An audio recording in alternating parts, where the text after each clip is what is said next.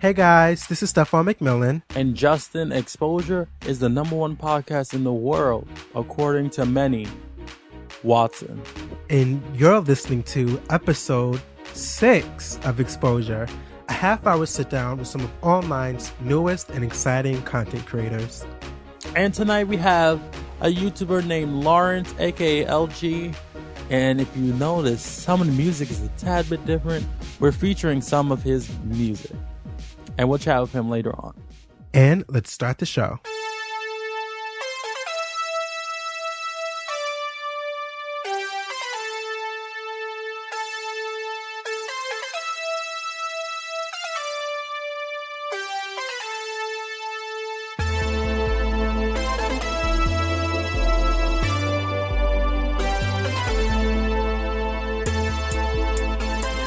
Hello guys, we're back for another week of Exposure. I can't believe we're on episode 6 already. Thank you so much for all of your support.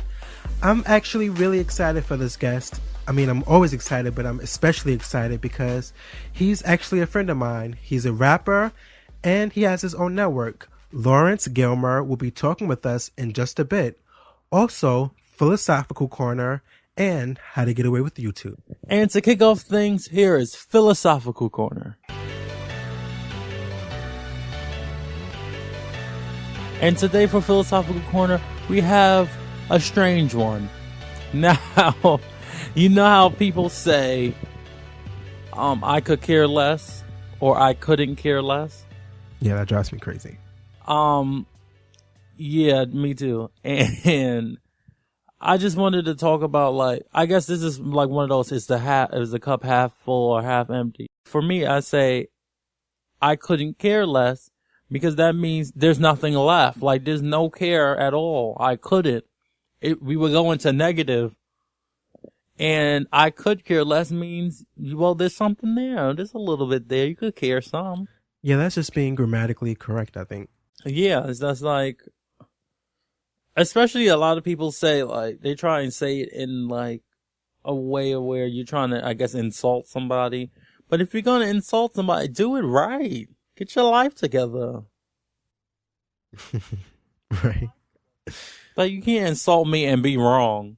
I was trying to think of, like, what's another one that drives me crazy, but actually, yeah, when people say I could care less instead of I couldn't care less, that's my #1 pet peeve. Just like you're trying to sound smart, but you failed miserably. I have another one. Okay. Can't have your cake and eat it too. Excuse me? What you mean I can't have my cake and eat it too? And don't let me bake it. Yeah, I'm going to eat some of that cake. Could you imagine you at somebody's party and they blow out the candles and literally they're like, all right, well, I'm just going to go in another room because I can't have none of this. Get out of here. I mean, I know that's not what the term means, but it's just like, that's so stupid. Guys, you can set aside your wine glasses now. We'll be right back in the interview with Lawrence.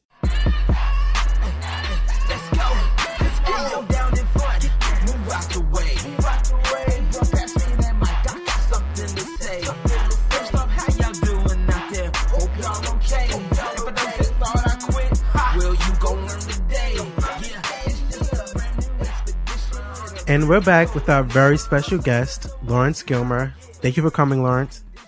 Oh, not a problem, man. I'm glad to be here, actually. Here in the good land of the internet land. Yeah, something. All right. So, as long as I can remember, there's been so many YouTube networks that have come out. There's Full Screen, Machinima, Maker Studios, and you came out and created your own network, and it's doing amazing. So what inspired you to come up with Dynasty Network? Funny thing how that happened, actually. I was actually playing Xbox with a friend of mine who had his own little network. And I was really kind of like down in the dumps with YouTube. And I was like, man, I really wanted to make, some money off of it and also be able to help other people on a grand scale. And the guy told me, he was like, in the Xbox Live party, no less. and playing two totally different games. And he just said, out of the blue, he said, "Look, you want to start your own network?" I thought he was joking at first, so I was like, "Yeah, okay." I was like, "Are you serious?" He's like, "Yeah, I'm serious. All you got to do is just come up with a name, mission statement, and all that stuff, and you got it." I'm like, "Oh, okay. Well, shoot, let me go ahead and do it." And I just took a chance and go ahead to do it and put something on a grand scale, and just to create a dynasty, stuff like that. Yeah. Well, what are some things that goes into running a network? Patience. a lot of patience. Cause you're dealing with a lot of people, people with different mindsets, people that really, a lot of people that are like kind of feel this like, have a art against YouTube at times, because it's like, people are like, a lot of people are focused on the whole big YouTuber versus small YouTuber deal, and dealing with that is kind of a big issue. Dealing with, people's morale. The morale is really the big issue. And once you get people, get people to kind of get past that, like, look, okay, don't really care too much about the big YouTubers. They're where they're at. Okay. You gotta, get yourself together. If you want to get to that level, then it's going to take some work, period. You know what I'm saying? So that's one of the hardest, I think the hardest part, like I said, is just dealing with the people, period. Dealing with them that's the hard part. All right. So how would you say your faith plays a role in your video making and how you run your channel and your network? That's a very good question. I like your channel. I like your questions, bro. I'm taking notes. I'm actually making notes of these questions, bro. But, so yeah, if you hear these questions again, asking somebody else, just know I got it from y'all. But, anyway, that's a good question. The faith, I believe that, personally, that what I do, I try to make my faith in what I believe a part of me. Like, whatever it is, it's a part of me. I've always believed that my channel, that any video that you upload on your channel is an extension of who you are. Whether it's temporary, permanent, whatever. I believe that any video that I do is somewhat an extension of me, even if I'm cussing somebody out or if I'm mad at somebody, and I'm quote unquote, got a beef with somebody or whatever. If I speak my mind, it's a part of me, period. So that's one of the reasons why I'm careful. I try to be careful about what I put up. I try to be careful about, or at least how I say it. Cause how you say it makes a big difference. You can get views off of what you say, but 9 times out of 10, sometimes people will take what you say and they can twist it all the way around, and next thing you know, you'll end up looking like a bad guy because of something that you said that you meant well, but somebody else took it all the way into left field. And, especially with the way today is, but at the end of the day, having a conviction about myself, believing in what I stand on too. So, if I say something and I don't agree with it, I'm not going to waver on it.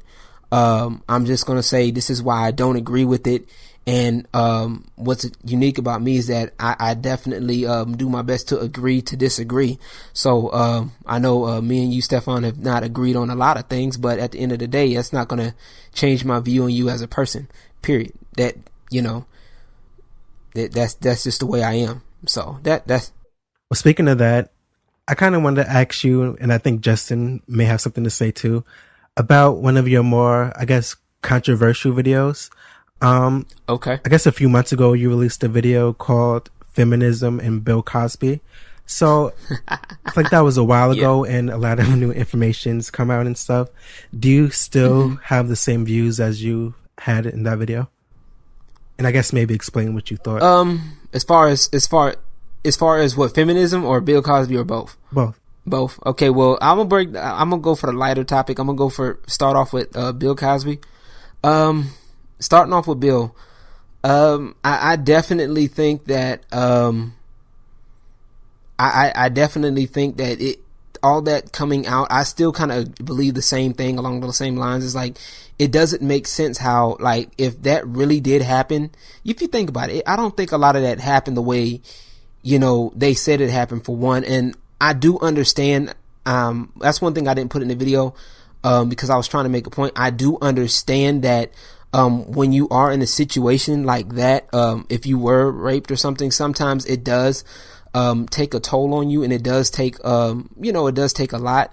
I've never been that, you know, thankfully, but I do understand, mentally how taxing it can be. So, you know, but at the same time, you still have to do something, and you have to do it ASAP, because the longer you wait, the more it eats up at you, and the more it could take a toll on you. That's with anything in life, period.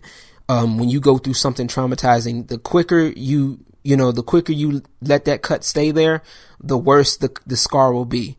And that's why a lot of people, you know, when they have those scars, and, you know, I'm talking physically, have scars, you know, and that's why they still look the same way they do. They look all nasty and stuff like that, is because they didn't properly treat it. In that aspect, I think, you know, if you really believe that Bill Cosby raped you, you should have been on that within the first, you know, you should have been staying on it. No make a difference how many people didn't believe you, how many people didn't say anything about you, or says you're lying or whatever. You know, you and them know what happened, and situations like that sometimes do take a bit of persistence. So these people popping up 20 something years later, when Bill Cosby finding out that Bill Cosby's trying to do something with his career, and trying to advance something and to make something for, black people that's going to be a positive influence. You know, all this happened to pop up at the same time. It kind of makes you think, you know what I'm saying? Now, granted, we don't know the situation. We don't know, you know, that. But like I said, it just kind of makes you wonder. Sometimes you just can't take everything at face value, and it kind of makes people, you know, it kind of, what's the word? I guess attributes to what we see in society, that like a woman can cry rape, you know what I'm saying? And without question, the guy can be in trouble unless he's already popular, you know what I'm saying? And that's not fair at all. You know what I'm saying? Go ahead. Well, wouldn't you say that it's far less likely that someone's crying rape and it's untrue versus the amount of people that have gotten away with rape? Lying versus the ones that got away with it. It's when you bring up rape, it's such a big topic to where, like, you're not sure if this really happened or not.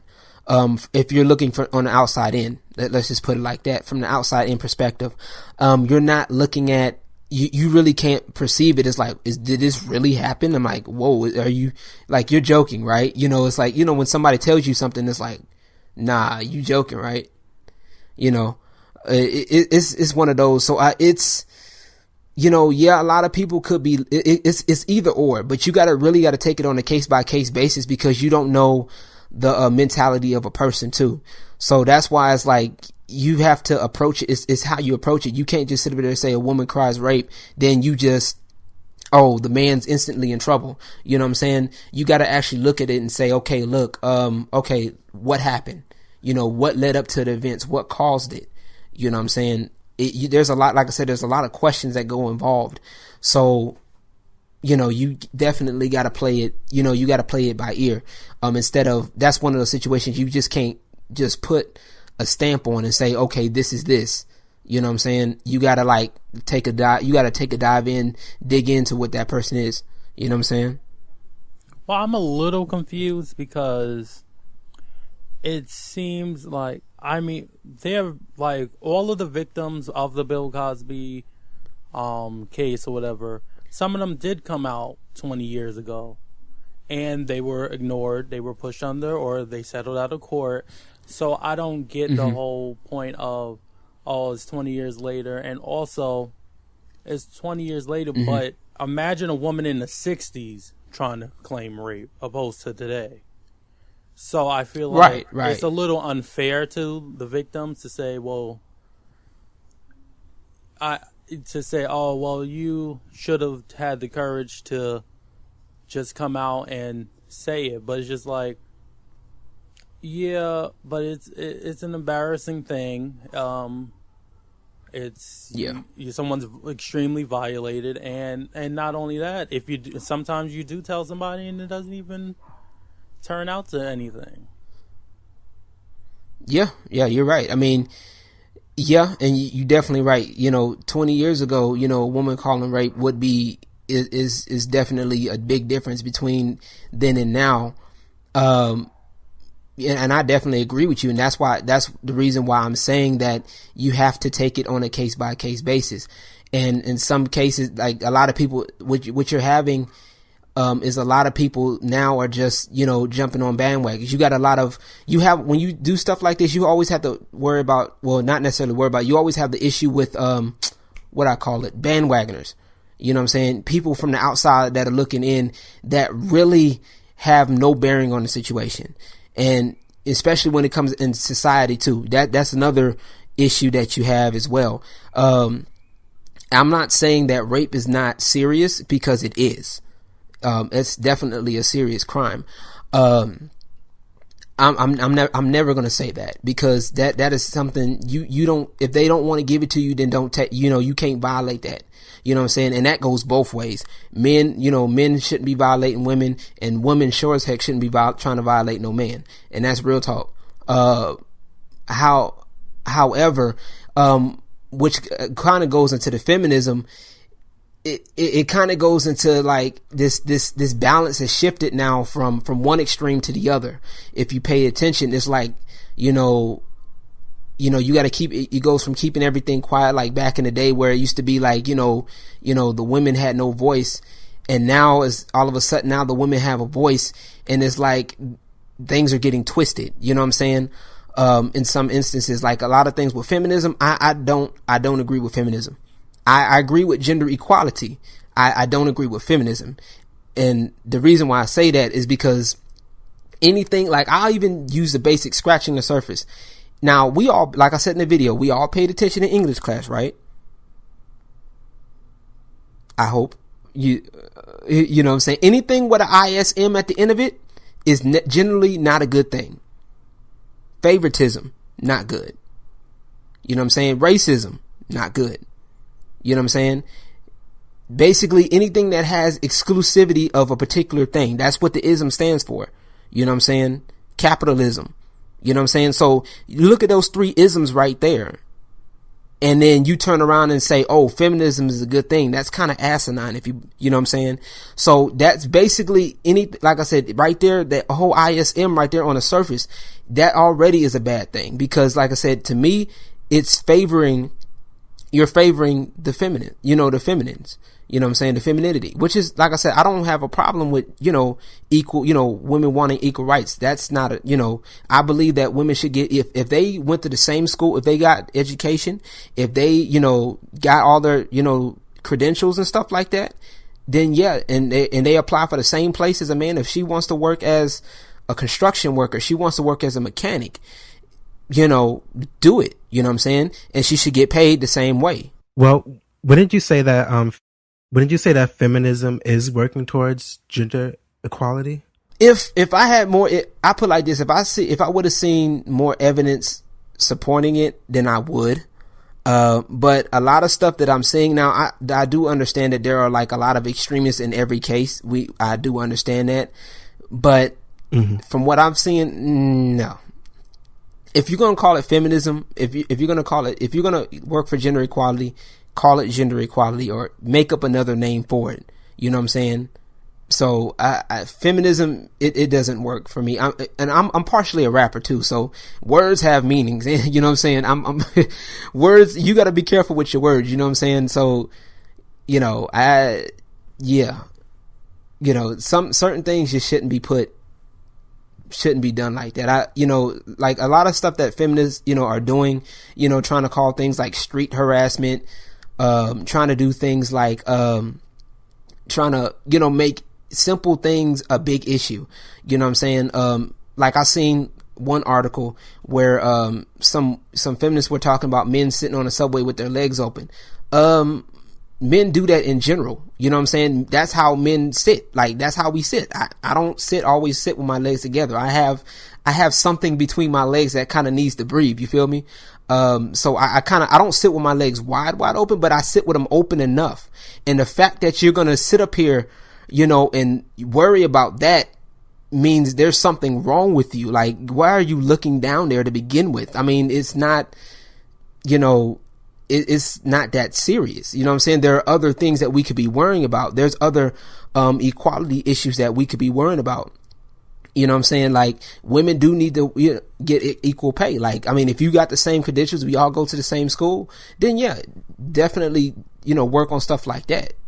Well, my biggest issue with the whole anti-feminism thing is the whole, it's like being anti-Islamic to me. It's like, yeah, they're extremists. The media is putting the extremists out there, so we're gonna put all of them together and then say, well, we're anti this. And I feel like somebody who is a feminist like me, and I believe feminism is the equality of genders, not necessarily just the promotion of women.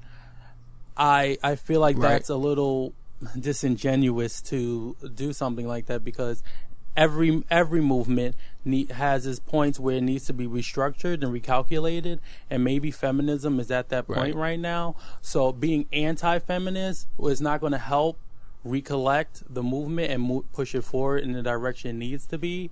It's just like being anti-Occupy Wall Street. And what happened with that? You just disbanded Occupy Wall Street instead of, okay, let's come back together, recalculate, and push our movement forward. So it's just setting things backwards instead of actually helping. All right, so I'm a new person to YouTube. I could be an old person, young person. I've never uploaded a video. I've never watched a video. I stumble across your channel. Why should I subscribe? Subscribe, huh? Because you should. I mean, it's positivity. Why wouldn't you want to subscribe to positivity? You got all that negative stuff going on out there. You got, you know, fights on YouTube. You got so much stuff. You got twerking on YouTube, which, well, actually, that's not too bad, depending on what. But that's another story for another day. No, I'm just playing. But anyway, but no, I'm just playing. If you know, you want somebody that's positive, you know, that's gonna, you know, that's gonna do your best to try to get you involved too. You know, that's gonna, you know, be a more positive influence and keep it real with you at the same time. Right here, right here. Yeah, me. And the next one is, if you could have a YouTuber's login for 24 hours, it could be any YouTuber. You can do something nice. You can do something mean. You can take down a channel you disagree with. You can promote yourself on PewDiePie's channel. Whose login do you want? Whose login do I want? Ooh, okay. That's actually a 2-part question. I actually like that. Can I have? I got options, man. I want to do black nerd comedies. I'll say black nerd comedy for one. Who's another bigger YouTuber that I want to, you know, get a hold of? That I would like to get a hold of. I'm trying to think. Like a bigger gaming channel, like, and also bigger music channel too. But I'll just say for now, let's just say black nerd comedy for now. And what I would do with it, I would definitely promote the crap out of myself. I would. I'm not going to lie to you. I will promote the crap out of myself. Why? Because when I do it, like when I get to that point, I definitely want to be able to take other people with me. So, you know, it kind of may seem a little selfish, but for that moment, but in the long run, I know what I'm doing. So like that way it'll kind of promote myself in the Dynasty network and, promote myself in the Dynasty and, you know, we can get a little bit of traffic there and then just build off of it from there, you know, cause I could use the help right about now. Yeah. And that's why I'm here trying, you know, I'm doing my best to help y'all, you know. I mean, who else can say that they've been exposed, like, for real?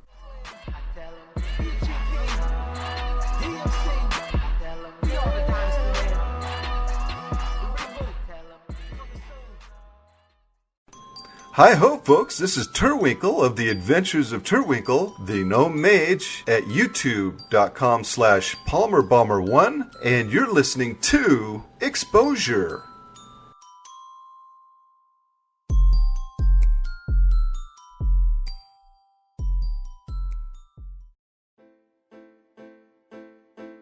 Hey guys, it's Stefan. Hope you're enjoying the episode so far. Justin and I are now making it easier than ever to get your exposure fix. Along with YouTube and iTunes, you guys can now check us out on TuneIn, Cast Roller, and Double Twist. Just search Exposure with Stefan McMillan and Justin Watson. And now, back to the show.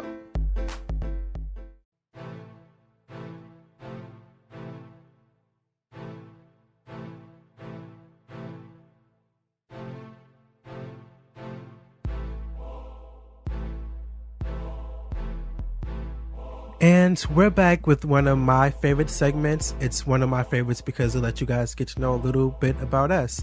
It's Sidebar. I thought the article was your favorite segment, but anyhow. And today we're going to be, I'm going to be because answering this question because Stefan's channel is just his name because he's basic. So it is, where did you come up with your channel name?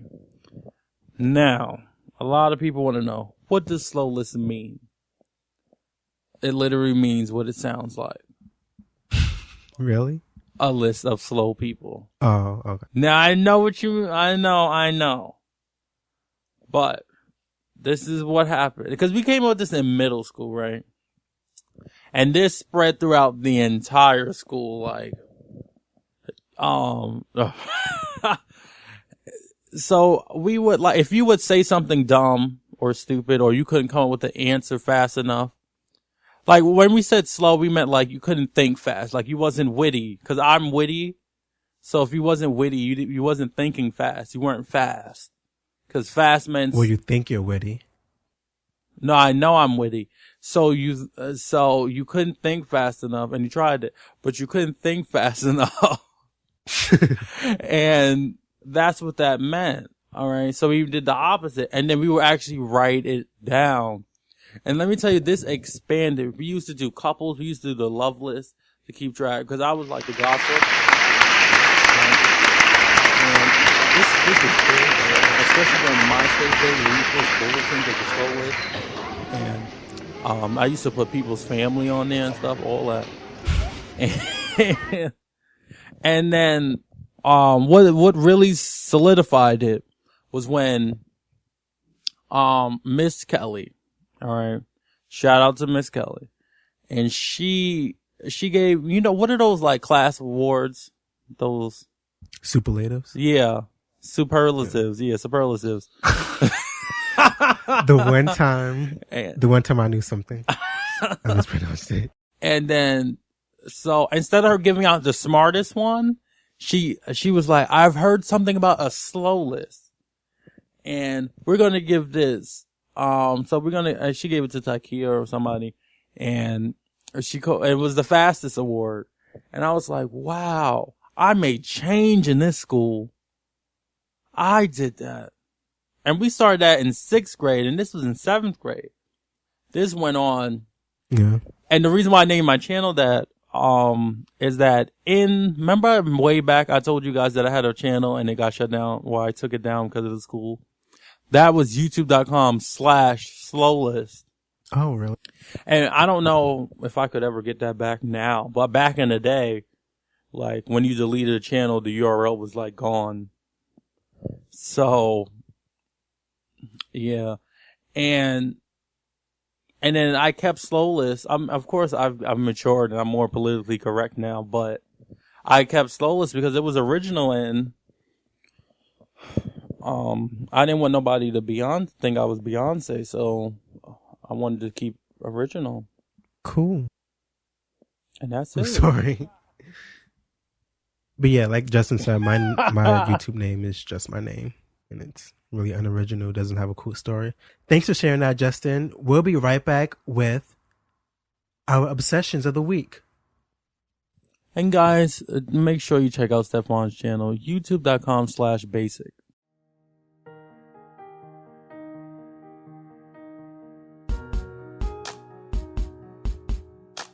And we have come to the conclusion of our show, guys. Wasn't that a really controversial interview? Yeah, some interesting viewpoints there. I would say so. And guys, if you want to comment on that, please tweet us at Exposure Show. Like us on Facebook at Exposure Pod and at Exposure POD. If you're on YouTube, just go to youtube.com/slowless-in-your-face. This is episode 6, so just search it up there and leave a comment and leave your thoughts on the situation. And don't forget to leave us a rating on iTunes. 5 stars is the only thing we're accepting at the moment. And don't forget to check out our guests. Or just search Lawrence Gilmer. You know, he'll pop up immediately. Or search the Dynasty Network. We do have a channel shout out. We have a DigiDan, and DigiDan does gaming videos. He kind of reviews some gaming too. So shout out to him. And if you want to be a guest, just email us at slowlessinyourface. Oh gosh, wrong email. Just email us at slowlessnetwork@gmail.com and we'll get back to you. And thank you so much once again for listening. And we'll see you in the next episode of Exposure.